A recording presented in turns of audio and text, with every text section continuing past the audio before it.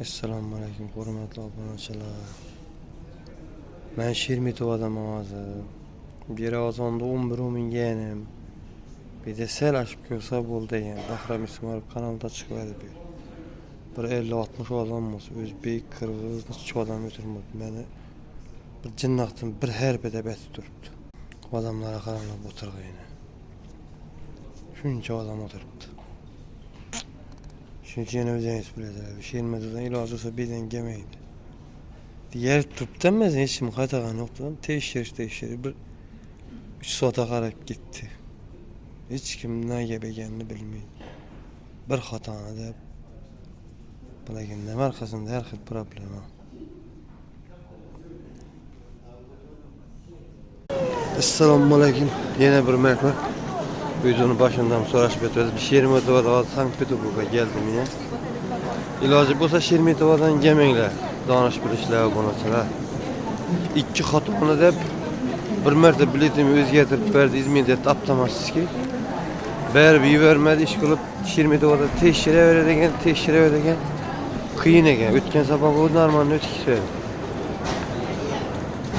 Boshqa aeroportdan yaxshiroq ekanda. Qadim Bahram Ismoilov kanallarga ko'rdim.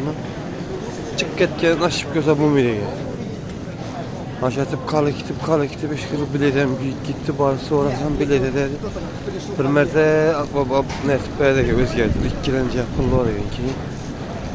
Kalıp Moskova'da 2-3 saat oturup danışıp işleri görüp bitirek geldim.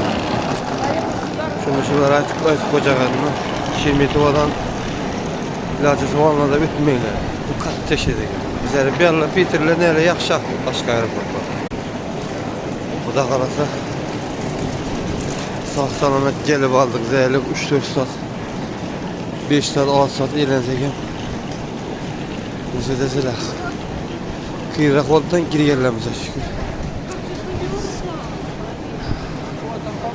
Bulam kimdir bir eve gerek videoda yani bilip koymadım. Bu şortisi biliyor adam biledi.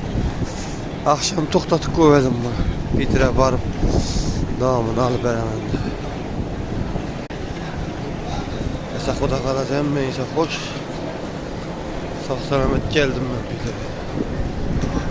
Emmesi canında. Maske var sağ ol.